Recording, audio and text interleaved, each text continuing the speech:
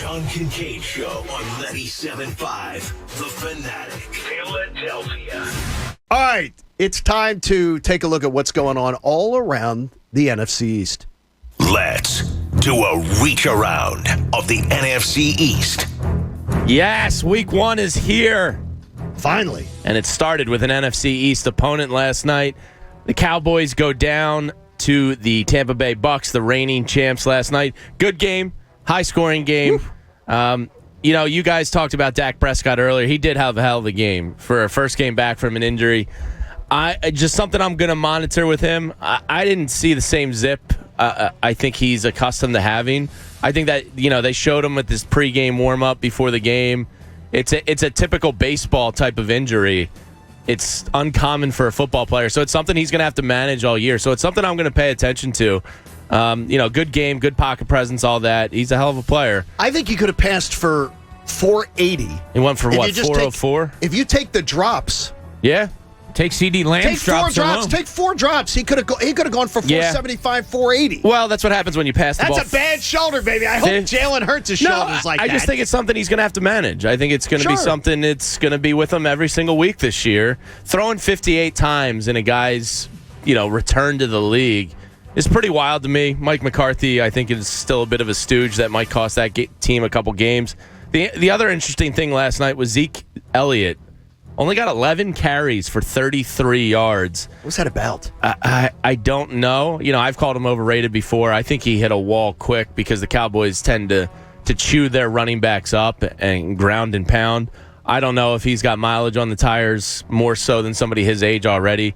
But that's something to keep an eye on, too. 11 carries. Maybe it's the new NFL, but they're paying him a lot of money to get 11 carries in a game. I think he had 4 targets in the passing game. So something to keep an eye on there. I still thought the cornerback play of the Dallas Cowboys is suspect. Micah Parsons, I thought, had a pretty good game for his first game in the league.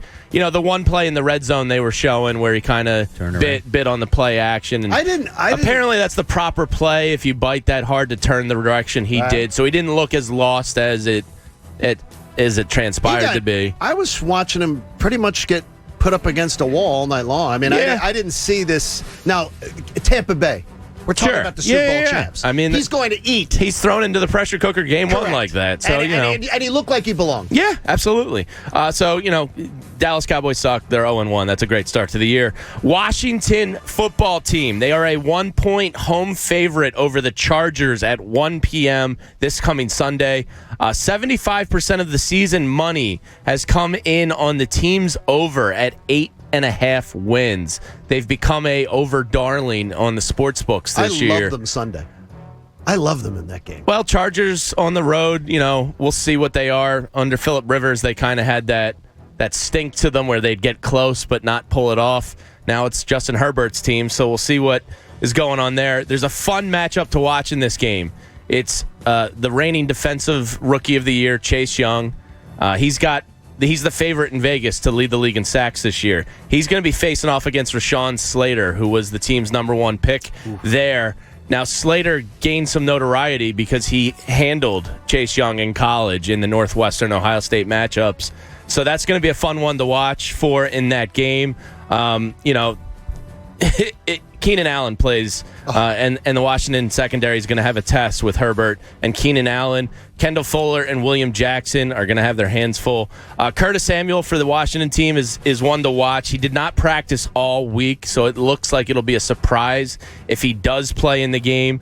Austin Eckler for the Chargers has been a do not participate in practice guy, so keep an eye on him before you lock in any bets or fantasy. It doesn't look good for Eckler. It doesn't look good. This is Washington's 36th career season/home opener. They're only 18-17 in those games, so no real huge home advantage down in D.C. And then finally, the last game of the NFC East this weekend. The New York Giants are a 3-point home dog to the Broncos. It's the 4:25 Fox game, so that'll be on. I like them too. That'll be on our TVs for sure. 60% of the public money has come in on the teams over 7 wins on the season for the Giants. So, a decent amount of money, but kind of close to that 55% that they want. This game is the injury bowl for the Giants. Their injury list is expansive. Now, Saquon Barkley and Kenny Golladay are two of the bigger names. Kenny Golladay is a new addition to the Giants. They're both been limited in practice. They're expected to play. But take a listen to this Giants injury list. Evan Ingram has not participated in practice. Then you add in the backfield of Adoree Jackson and Josh Jackson. First-round pick Kadarius Toney, Kyle Rudolph, Danny Shelton have all been limited in practice. So they're pretty banged up entering this game. But it's the Broncos team that has a good defense, but it's the debut of Teddy Bridgewater. Bradley Chubb is a guy that's been injured for them, so keep an eye on him. But we'll see. We'll see what Teddy Bridgewater and this Broncos team has. It's those are both losable games. I think home dogs, and I like them both. I don't like the Giants at all this weekend. I think Denver goes in there and takes it. Wow. I do. Okay. I do too. Yeah, I think there's too much going on with the Giants right now. Yeah, I think Washington pulls out a tight one, but the Chargers they're no joke. Austin Eckler's a huge injury for them, but I'm looking forward to that game. I think it's going to be a pretty good game. Yeah. The John Kincade Show on 97.5, The Fanatic, Philadelphia.